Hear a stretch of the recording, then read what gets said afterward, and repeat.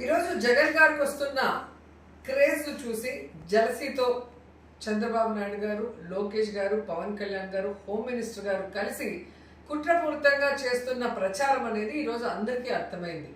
ఎందుకంటే మీరు అందరూ చూశారు, రాప్తాడులో జగన్మోహన్ రెడ్డి గారు వెళ్తే ఎలా జన సముద్రం రోడ్డు మీదకి వచ్చిందో, అలాగే పొదిలికి వెళ్ళినప్పుడు ఎలా జన సముద్రం వచ్చిందో మనం చూసాం, సత్తెనపల్లికి వెళ్ళినప్పుడు.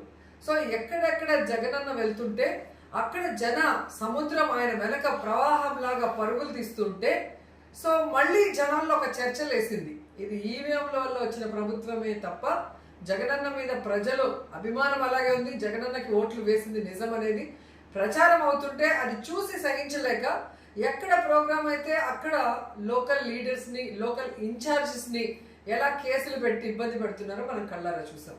సో ఈ 1 ఇయర్లో మీరు చూస్తే జగన్ గారిని ఎలాగైనా కేసు పెట్టి లోపల పెట్టాలన్న ఒక కక్ష సాధింపుతో మరి చంద్రబాబు నాయుడు, లోకేష్ అడుగడుగున ఆయన మీద అవినీతి ఆరోపణలు చేస్తూ ఏ విధంగా లిక్కర్ కేసులో కానీ, ఇసుక కేసులో కానీ, మిగతా కేసుల్లో లేని ఉన్నట్టు సృష్టించాలని చూశారు. కానీ అవి ఏవి జరగకపోయేసరికి నిన్న ఒక ఇన్సిడెంట్, జూన్ 18వ తేదీ జగనన్న వెళ్తున్న కాన్వాయ్లో ఒక మనిషి చనిపోయాడు అని చెప్పి ఈ రోజు ఏదైతే చెప్తున్నారో అది జూన్ 18వ రోజు ఎస్పీ గారి ఇంటర్వ్యూ చూసినా, ప్రెస్ నోట్ చూసినా మీకు అర్థమవుతుంది.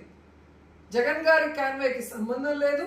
జగన్ గారి కాన్వాయ్ ముందు ఒక ప్రైవేట్ వెహికల్ అతనికి గుద్దింది అని చెప్పి ఆ వెహికల్ నెంబర్ కూడా చెప్పి ఆ వెహికల్ ఎవరిదో వారి పేరు మీద కేసు కూడా రిజిస్టర్ చేయడం జరిగింది.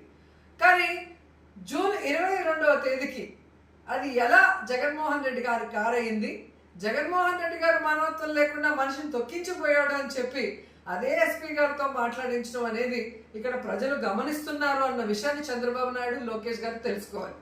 ఎందుకంటే తిరుమలలో కూడా మనం చూసాం, నెయ్యిలో ఏ కల్తీ జరగలేదని ఈవో గారు చెప్పిన దానికి 4 రోజుల తర్వాత మళ్ళీ చంద్రబాబు నాయుడు గారు బలవంతంగా ఏదో ఉంది అని చెప్పించినప్పుడు ప్రజలందరూ అర్థం చేసుకున్నారు చంద్రబాబు నాయుడు గారి కుట్ర.